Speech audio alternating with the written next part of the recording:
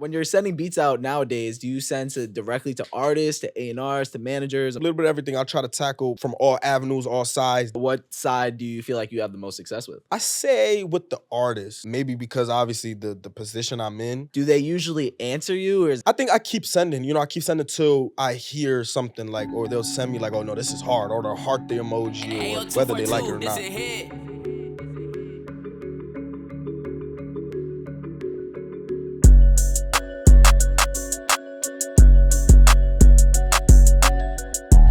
All right, we're recording now. Rainy ass day. We're gonna shoot a great interview with one of my favorite producers, DJ FMCT. We're shooting at WTF Media Studios. It's my favorite studio. Yo. CT. All right, man, come on. Hell yeah, that shit nice. I'm gonna let you about. Producer royalty, I started as a debt collector for producers. So if you're a producer who hasn't been paid for a placement, then we help you get paid for your songs. We reach out to label, negotiate. We're starting a producer royalty course that's going to just break down the entire placement process. So break down everything from front to back, everything that you need to know to go through that process. And there's nothing like it that exists yet. So it's going to be a huge asset. So producer royalty course launches soon. That shit's going to be crazy within the next month. So yeah. What's good, everybody? We are excited to officially announce for the first time the launch of Producer Placement University. The Producer Royalty team has represented over 350 placements at this point between all of our management partners, and we've decided to share everything that we know and learned about the business side of placements with you guys. We answer all of the questions that we've gotten over the past year, including what terms producers should ask for, how to collect all 5 types of royalties, how to read and understand your contracts, how to draft invoices, register as a label vendor, fill out your W-9 tax form, and everything else in between. Basically, all of the things that lawyers, managers, and labels have gatekept from producers for decades, essentially. Our program will be the only place that you'll be able to learn a lot of this information, and it was not easy to put together. It took months of outlining, scripting, interviewing, going through past emails, speaking with others to actually ensure everything is accurate and not just a product of our own experience. But we finally finished the program and have distilled the entire placement process into 7 essential steps. In this program, we show you real conversations that we've had with artists and labels and take you through the entire placement process from the beginning when you get that first text from the artist all the way to the end where you're actually receiving your royalties. And we've even included email templates that you can copy and paste and negotiate with, and to actually make sure that the labels are doing what they're supposed to. There's a lot of other bonuses that will come with the program that we'll announce very soon, but for now we just wanted to quickly announce this program and let you guys know that the waitlist for Producer Placement University is now open. Everybody who joins the waitlist will get 33% off. So if you're interested, click the link below. There's an outline to the entire program and you can put your name on the waitlist. And before we get to the interview, just wanted to say thank you guys for all the support. Producer Royalty is now officially a year old. It's actually ridiculous to think about how much of an impact we've been able to have. We've helped so many producers get paid what they're entitled to, help a lot of people understand the business in a way they never have before. And we've gotten a lot of amazing guests onto the show. Part of the reason why we wanted to make this program is that I'm going to be studying for the bar exam this entire summer. So I'm not going to be able to represent a lot of you guys. So I wanted to share everything that I know so that you guys can make sure that the business side is being taken care of while I'm away. And then after I take the test, we're going to be launching the first producer-focused law firm ever. So a lot of big things coming up the next couple months, but just wanted to announce this for now. And again, if you're interested, please put your name on the waitlist below. And now let's get to the interview with DJ FMCT. All right, we back with another episode of Producer Royalty Podcast. This is the best podcast to learn about the business side of being a producer. And for this episode, we're here with DJ FMCT. Bro, Blocklist is actually one of my favorite songs. That's been on the top 20 list of my songs for the last 2 years. Actually. That, bro. Yeah, how you doing today? I'm doing good, bro. By the grace of God, I'm doing good. Yeah, good to catch you in New York. This is only the 2nd or 3rd episode we're shooting in New York so far because there's not that many producers in New York. So. Oh yeah, word. Yeah, I'm out the way a little bit. I'm writing CT, so I'm glad to be able to come over here and do this. There's a lot of producers that came from not a major city and they wound up making it work for them or didn't wind up making it work for them. Like, how did you kind of coming up from an area that's not that big in the music space? How did you kind of get out of that and find your way into the industry? Number one being God. Like, I definitely am a big, firm believer in God, opening doors. And 2, I just, I didn't stop. I didn't let, just because I'm from a city that nobody knows or that, that kind of gets looked over, I just was doing anything and everything I can to be able to get my foot in the door. You know what I'm saying? So I was contacting everybody who I had to contact and just in different aspects and all avenues and trying to just get that one, to get me in the door. Yeah, because your strategy, you want to break down, you've said it before in another podcast, but what was your strategy because you're signed to OTF now, right? So you're still signed to OTF. Yeah, definitely. Right? Yeah. So what was your strategy to get to that point where you wound up connecting with Durk? So an old YouTube video, Montreal TV with Murder Beats, I seen that he had DM'd, he would DM how he got with Amigos was he DM'd like Takeoff and Offsets, like people that they know, and he would tell them, can I send beats, whatever the case is. So I just took the same formula and put it to Instagram, and I ended up going to Durk's following, and I just ended up, contacting whoever I had to contact. Booney Mo was the first one to. Who's that, an artist? Yeah, he's an artist under OTF. And he was the first one to reach me back, and I just told him, listen, I want to send beats to the whole camp, and everybody. And we locked in. I started locking in all the different artists in OTF, and I kind of wanted to box Durk into where he's like, he hears my tag all over the place to where it's like, okay, who is this little dude and why is everybody rapping on his beats? So finally, Booney Mo, I guess, gave him a beat that I guess he heard, which was my first one, Donati in UK, and it, that's what open up the whole thing. Yeah. So you think he heard like a lot of your beats before that, before he got? Oh yeah, I'm sure. Yeah, I'm definitely sure he's because that was the whole goal for me. I wanted to make sure he heard me all around to where he's like, okay, now I gotta tap in. You know what I'm saying? Mm-hmm, so mm-hmm. yeah. So. And what was the kind of how did that go to wind up getting signed? Like he called you on the phone. To be fair, it all happened in the same moment. He wanted to sign me, fly me out to Atlanta, and I was on the album the 2 weeks prior, all in the same phone call. So crazy. Yeah, so it was like literally a sheer miracle by God that just all that happened. But yeah, so. And then everything that how did things change after that moment? Like what was the kind of did you know for sure you gotta take advantage of this? Oh yeah, 100%. Yeah. The only thing is that it happened right when COVID hit. So it was right before or right after? Right before. So Yeah. it was like beginning of 2022, and I was just so blue, man. I was just like, damn, how am I gonna be able to, go and do the things I want to do, especially now that I'm with him and I can't really be with him, So it's a kind of our relationship was built through the phone and just building through there until obviously COVID was over. But I was just putting in the work like I regularly do. I wasn't trying to let that cripple me into being damn, now I can't do nothing because I was trying to get still every artist, even though now that I'm signed to Durk, I'm still trying to get every artist at that time, Mm-hmm. So that's kind of how I try to stay afloat throughout that process. Yeah. So a lot of the last person I had sitting in that chair, Adam Friedman, he's a lawyer. He's not a huge fan of production deals because he says if you want to lock in with the artist, you could wind up working with them without necessarily signing to them. Do you feel like 100%. There was some type of pressure to sign with them, or how did that feel for you? Not at all. No. I knew I wanted to sign with Durk from the minute I really was making beats for real. I locked it in with an artist familiar out here with Casanova for a while, and then I got switched over to my cousin, put me on Durk way years and years back, and the type of melodic style and performance that he creates, I gravitated towards that. So I knew automatically oh, now I want to be his in-house producer.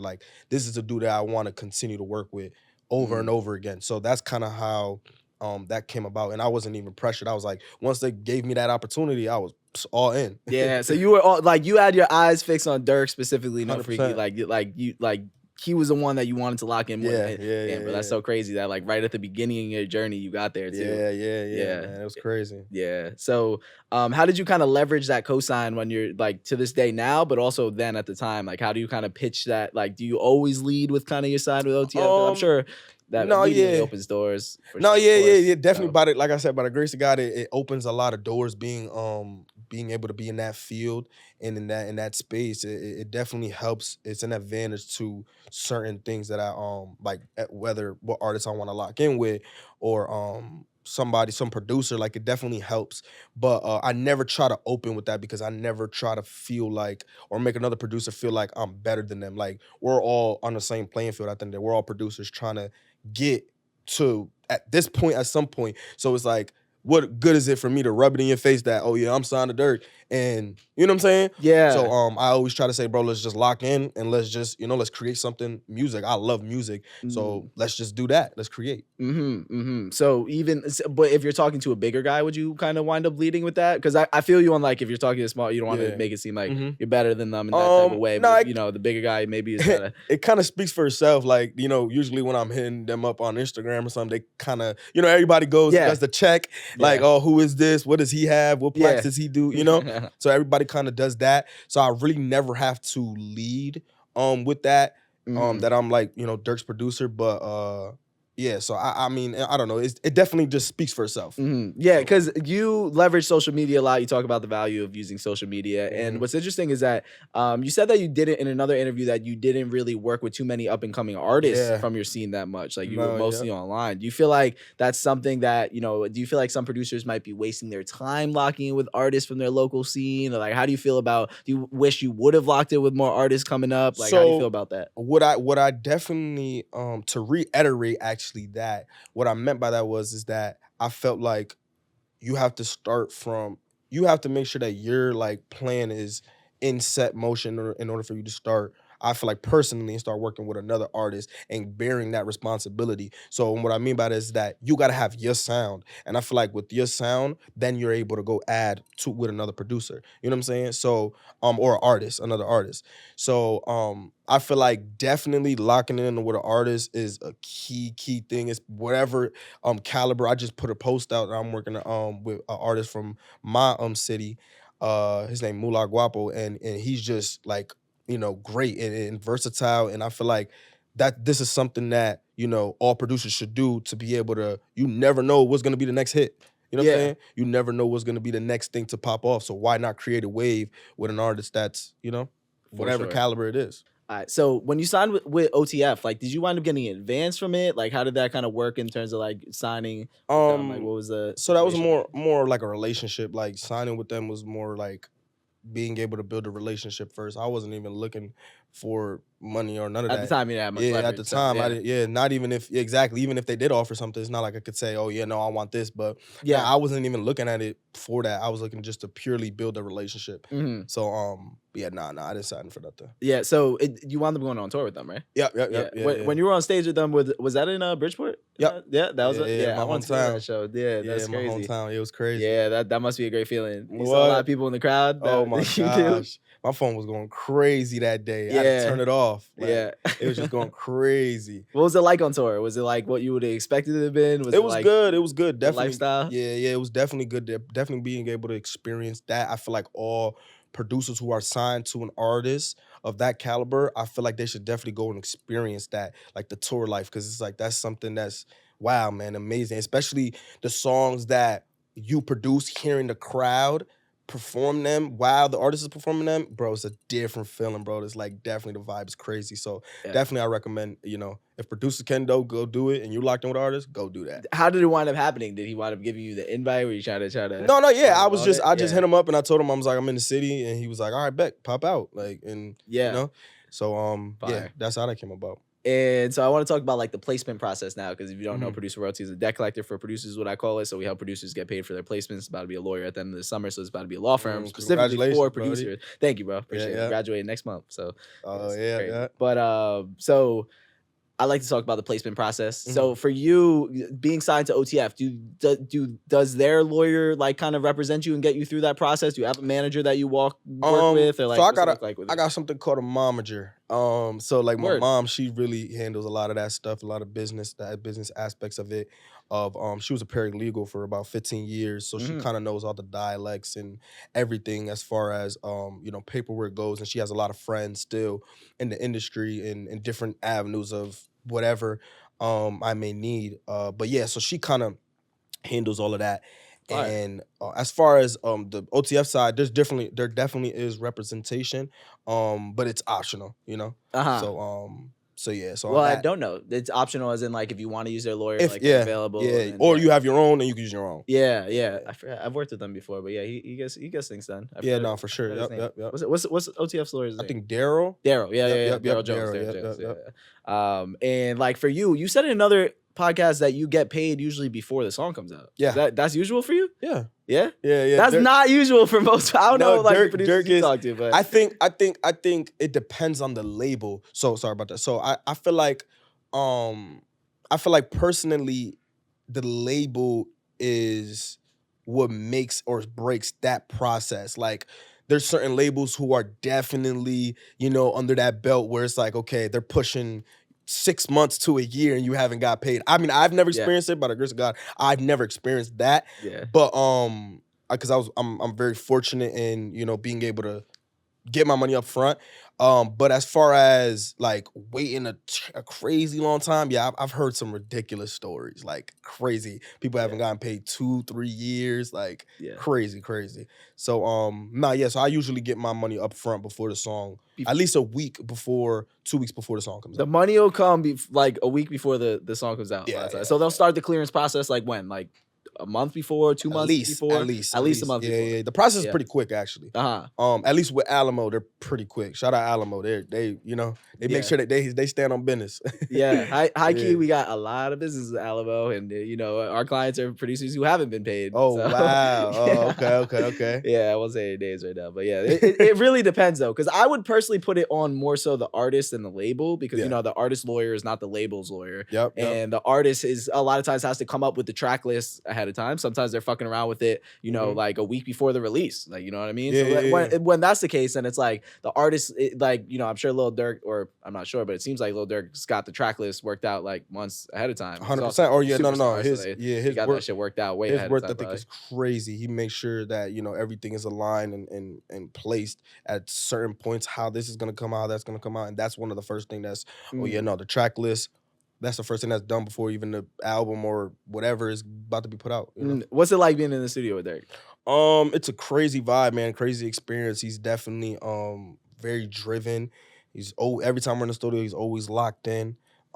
There's never a dull moment, whether we're laughing, whether we're, cracking jokes, or, locked in and really recording.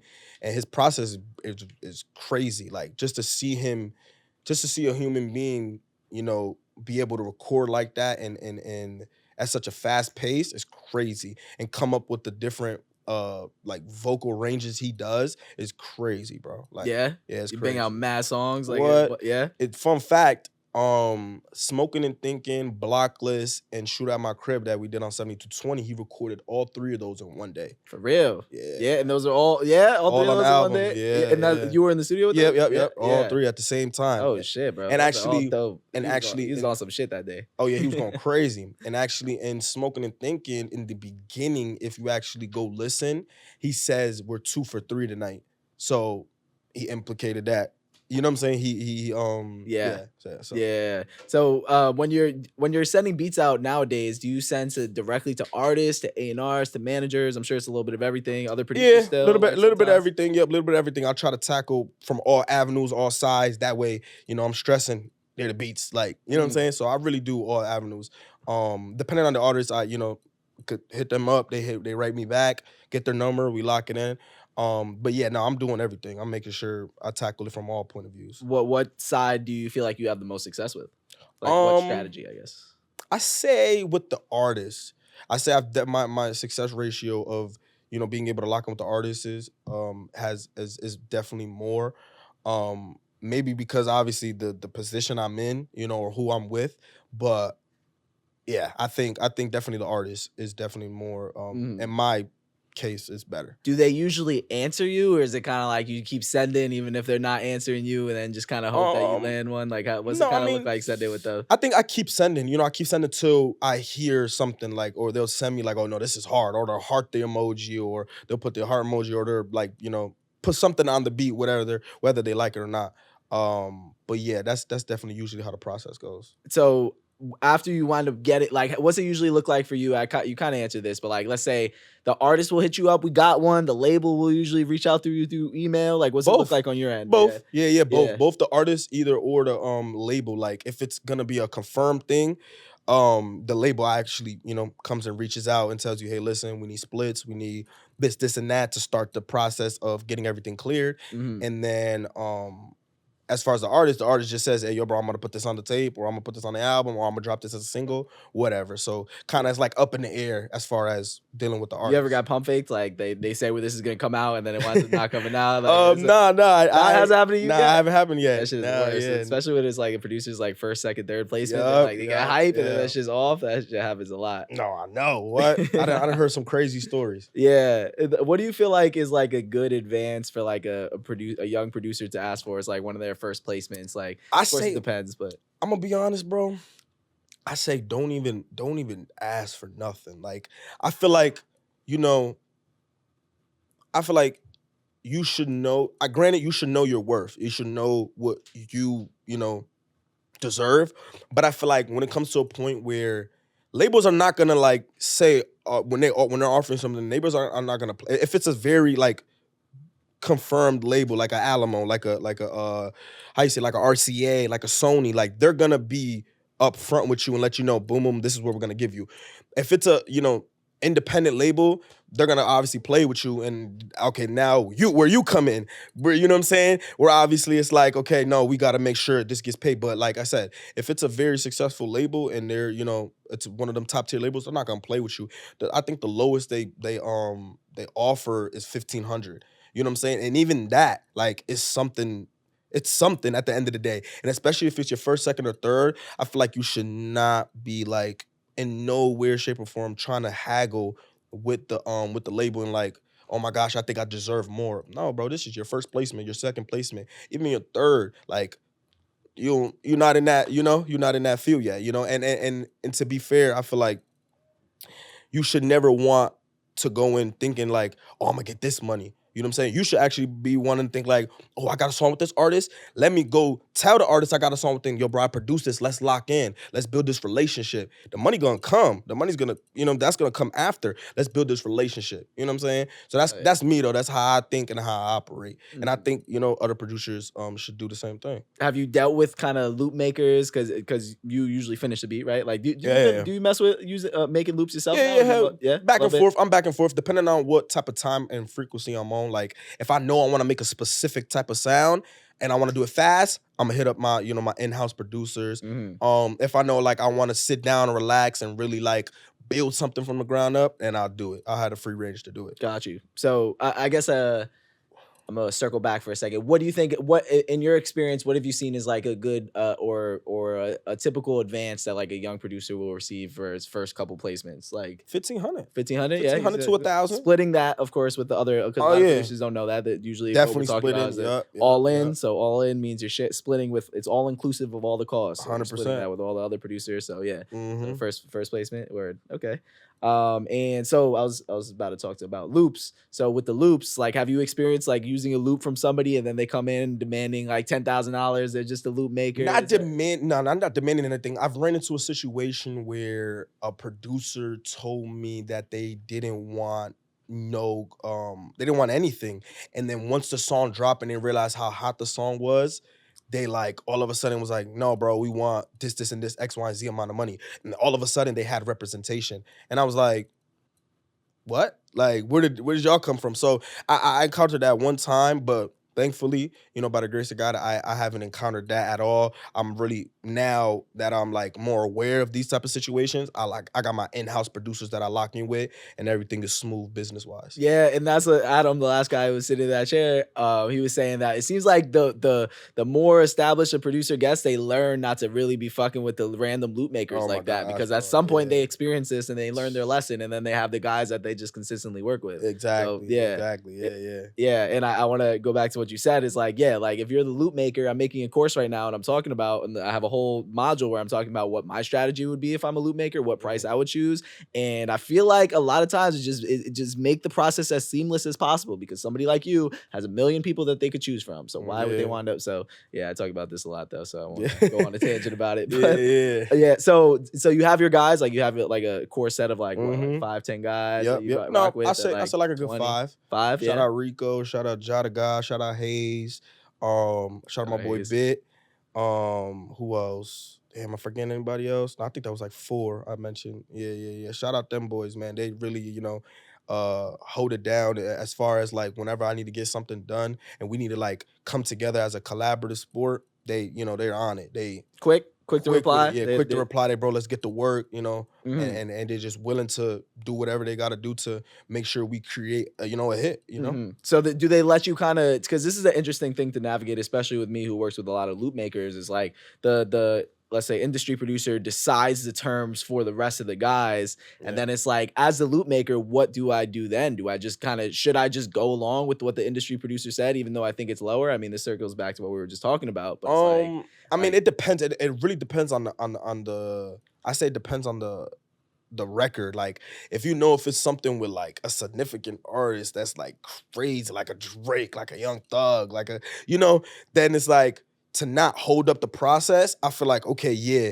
but you know, we gotta circle back around this. Like, I'm gonna take it for now, and I'm gonna go ahead and sign on the dotted line, whatever. But I feel like we gotta renegotiate something and talk our terms for later. Because if we're gonna continue to make beats and continue to go on this journey of you know, creating hits and getting these type of placements, I feel like we should negotiate that. And I feel like as a producer and a loop maker, you guys should have that like transparency. So that's what I feel about that. Yeah, will you talk to the loop makers ahead of time? Like, what, we got this placement, they offered 3,000. Are you cool to split that, like, kind of shit? Yeah, no, I feel like something 50-50. I always my old motto, my go-to / mojo is 50-50. Like, bro, it's a 50-50 thing. Like, I wouldn't be getting this beat or this placement if it wasn't for your loop, and you wouldn't be getting this placement and if it wasn't for me. So, you know, I feel like a 50-50 is beautiful thing. Do you expect to always? Because I think about, if I was in a industry producer shoes, I would like to say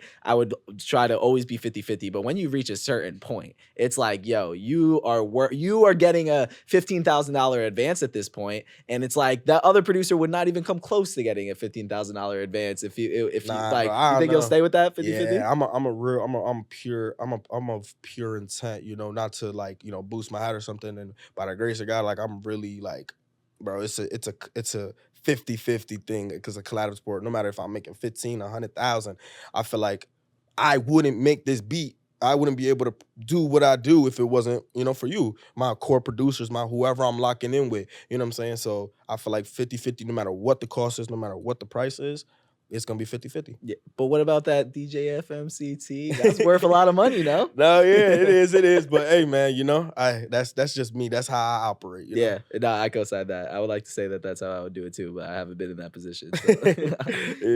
So, what are some of the challenges that you face coming up? Like, when you were first started as a producer and like things start to bubble, and like, you know, what are some things that you kind of feel like maybe you could have handled better? I would say that first moment I ever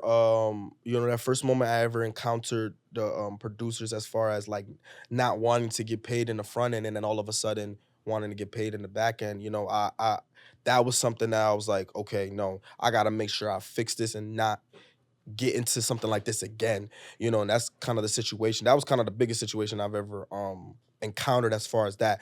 Luckily, we were able to, you know, fix it, get it situated fast, and that song was able to stay up. But yeah, you know, that's the only thing. But as far as my career goes, I haven't encountered nothing crazy, you know. Yeah.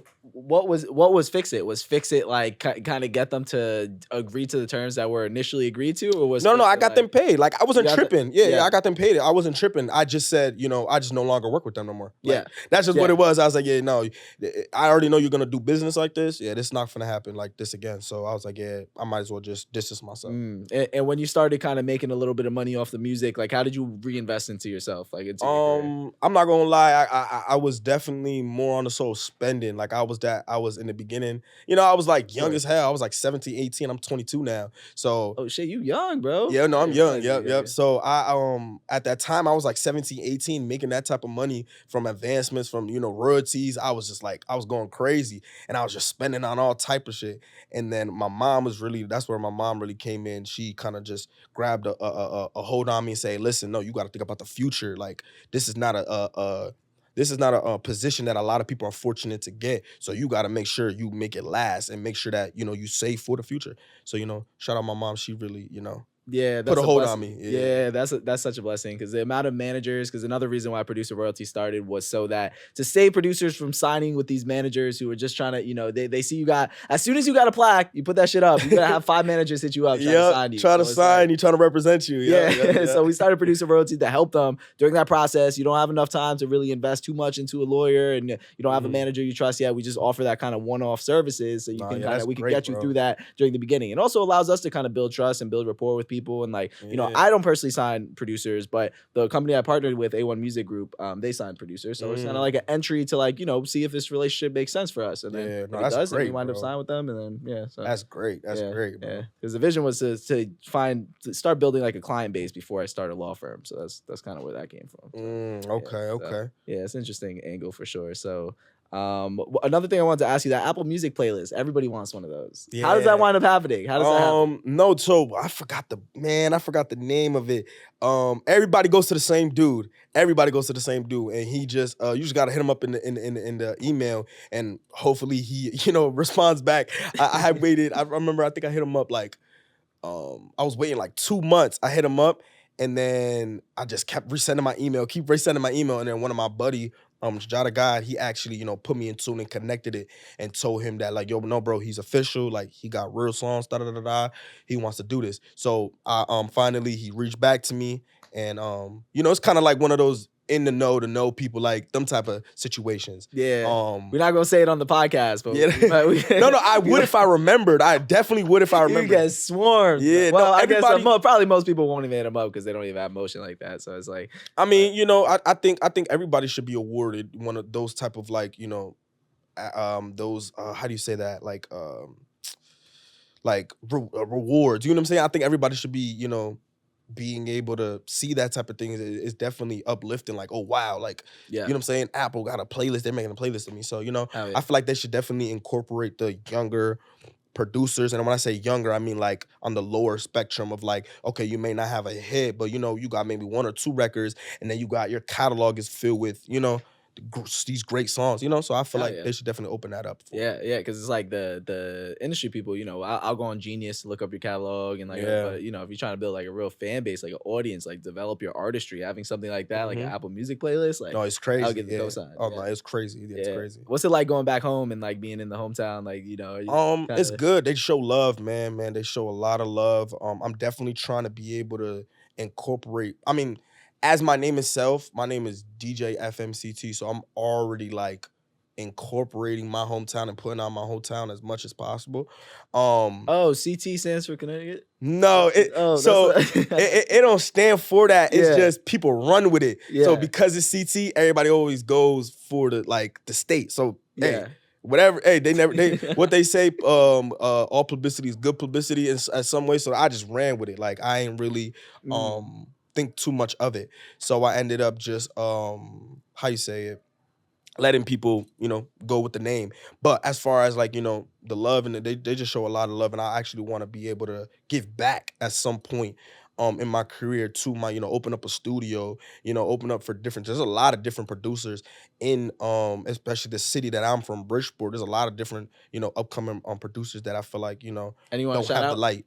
Shout out my boy PK Prince. He's going crazy right now. Mojo, he's actually an engineer. I feel like one of the best engineers in the state. And those are the 2 right now that I feel like that are going crazy as far as just having the work ethic that I could see I could see it going far. Mm-hmm. Yeah. So do you feel like it's like I'm not gonna say easy, but like if somebody was to send you beats and you fuck with them, how would you what would be your approach to kind of helping them get put on? Like, would you sneak some of them into a pack that you send to other? Yeah, why not? Yeah, hell yeah. Like I wouldn't even try to go that route. I would try to go the route like, let's cook something up. Like let's, if it's a beat I hear that you sent me, all right, bet, send me the FLPs for it so that I could change some stuff up. That way it's not like, oh, I'm just slapping my tag on there and it's, you know what I'm saying? Like I want to be able to change some stuff up, be able to okay, boom, I added this, I added that, and it became a collab at the end of the day. So so that's really how I go about the process. So if a young guy wanted to get locked in with you, what do you look for? For my city or just in general? Just in general.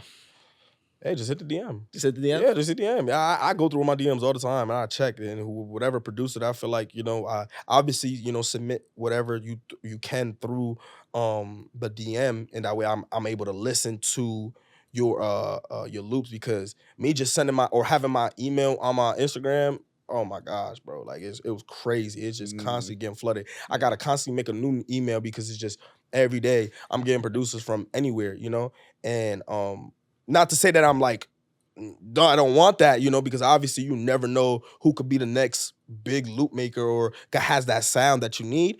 But I don't know, to be more organized, I feel like I gotta listen to it first, and then I'll be like, okay. And if I'm really rocking with it, then it's like, all right, bro, I'll communicate with them, and this is the type of vibe I'm on. Yeah, you were talking about another interview how it's like sometimes you just be going through the loops for 2 hours. By the time that you find one, like you lose your creative energy. Then I don't even want to make no beats no more. Like, bro, it's just crazy. That's why I feel like all producers should lock in with other producers and make them your in-house producers, because like it makes it so much easier. Your workflow, everything, because you know what type of vibe you want to get. You go straight to them. Hey, bro, I need this type of vibe. Let's do it. You know? So yeah. So if somebody wants to load you up, or like if somebody wants to connect with you and work with you, what do you suggest that they send you? I'm with everything. I'm with everything, bro. Like Dropbox link of 5 loops, or like how do you? Yeah. So yeah, Dropbox.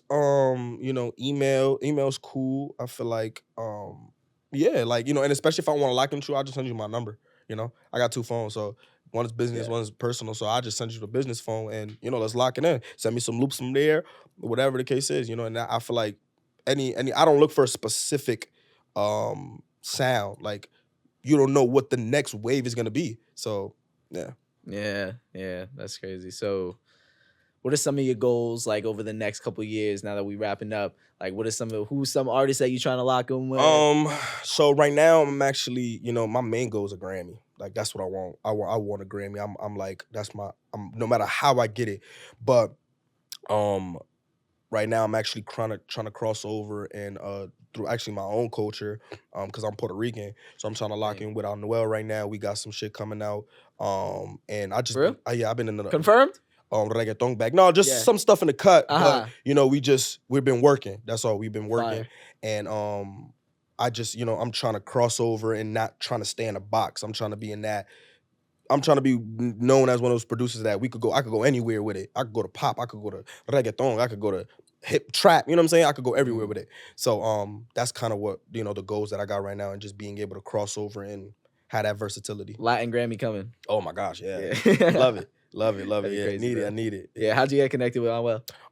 Same way, literally. Same way, yeah, through how I did with OTF. Yeah. And his people's, getting in contact with them, engineer, whatever, and we just locked it in, and that's it. Engineer, so like, do you feel like you would have more success if a producer wants to start, building those connections? Do you feel like it'd be better to go for the engineers, to go for the managers, to go for the A&Rs? I feel like it's a hit and miss. It's a hit and miss. It just depends on who you're hitting up and what type of artist of caliber you're hitting up, because not all of them. You can imagine how many people know the sauce. They know to do this. So how many people are flooding their DMs and telling me, I want to send artists for this person, I want to send beats for this person. So it's like, so yeah.